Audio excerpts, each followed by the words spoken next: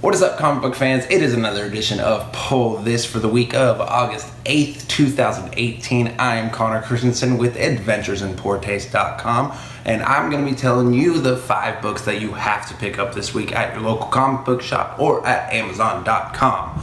Now, it's a big week for DC Comics. They nabbed 3 of our 5 spots, but there's also some quality releases from other publishers too, and one that might have been, I don't know, maybe might be something we've all been looking forward to since like 2015. I don't know. It'll certainly be a big surprise when it comes onto this list. But without further ado, let's dive right in.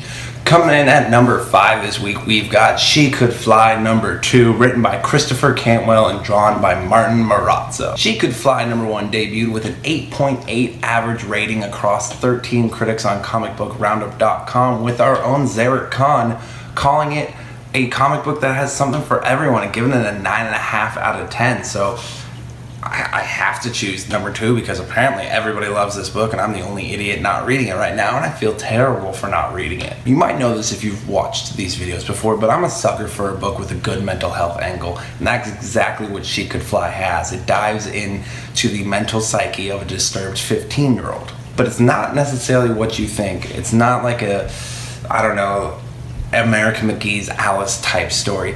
It's actually about a superhero death mystery that ends up being more than the protagonist bargained for. The story is pretty simple yet pretty unique. A woman is seen flying across the skies of Chicago at 120 miles per hour, 2,000 feet in the air, when suddenly she explodes. Nobody knows who this woman was, nobody knows why she was flying, why she exploded, how she exploded, where she was going, what her social security number is, anything. They don't know anything about her. 15-year-old Luna, a disturbed teenager, she suddenly makes it her life's mission to find out everything she can about this woman who is flying, and she ends up getting a lot more than she bargained for, with a deep mystery surrounded by a bunch of different controlling factions, and it just seems like an awesome series. Like I mentioned though, the big draw for me is the mental health angle and how it really dives into Luna's psyche and figures out what the world looks like from the perspective of a deranged 15-year-old. So I'm super excited. If you haven't picked up number 1, like me, go to your local comic book shop, pick up number 1, and grab number 2 while you're at it. At number 4 this week, we've got Wonder Woman number 52, written by Steve Orlando and drawn by Akko. Wonder Woman number 52 concludes a 2-part little run written by Steve Orlando, who serves as a guest writer at the moment.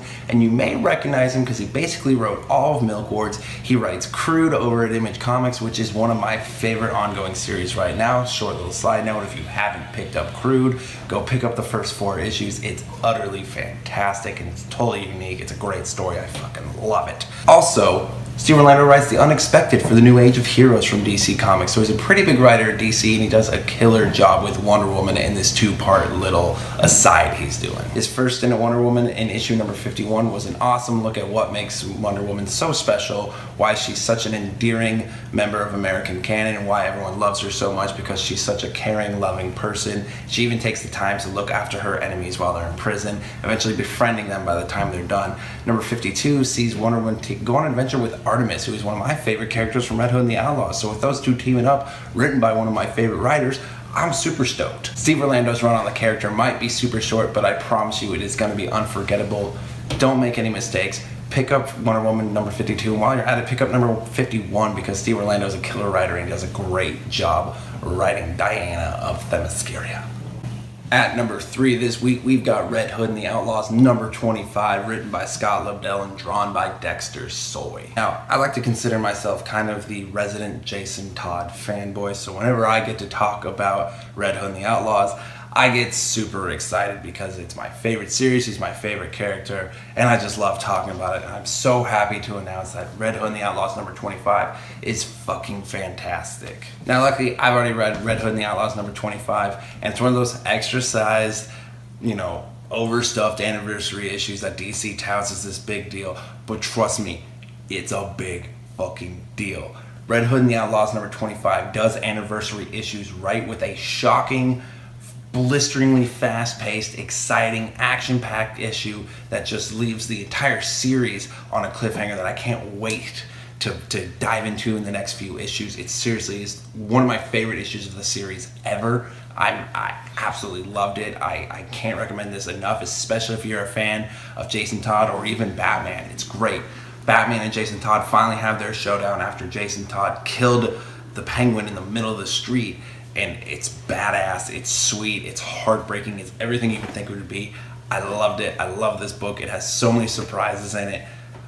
Everyone's gonna like it. You gotta check it out. Oh my god. Look at this.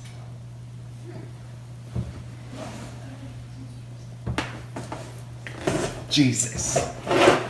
At number 2 this week, we've got Hal Jordan and the Green Lantern Corps, number 50, written by Robert Venditti and drawn by Jordi Tarragona and Rafa Sandoval. Number 50 is a bittersweet ending to a long run on the Green Lantern Corps for Robert Venditti, and it caps off what feels like a 12-part story with the Dark Stars Reborn. I believe it's an 8-part story though, and it's been a hell of a ride thus far. This entire story arc has examined what the difference between justice and a just killing is, as you have the battle between the Green Lantern Corps and the Dark Stars heating up. You have the Dark Stars who believe in absolute punitive measures, killing all criminals and scaring people away from crime. And then you have the Green Lantern Corps who believe in penalizing them and this hopeful idea that you can reform these people, and if not, you'll just keep them locked away, but they don't have to die. And this all comes to a culminating head with issue number 50.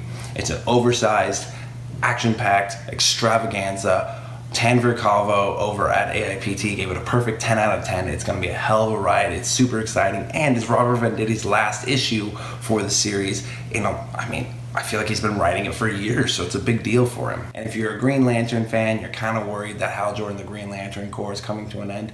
Fear not. Grant Morrison is doing a Hal Jordan book in November or September, one of the two.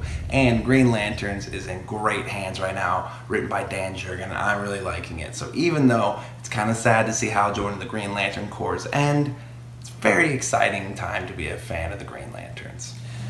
And our number 1 pick this week, the official honor stamp of the week, coming in at no surprise, Fantastic Four, number 1, written by Dan Slott, drawn by Sarah Pichelli, Simone Bianchi, and Scotty Young. It's the moment we've all been waiting for since 2015. Marvel's first family is back.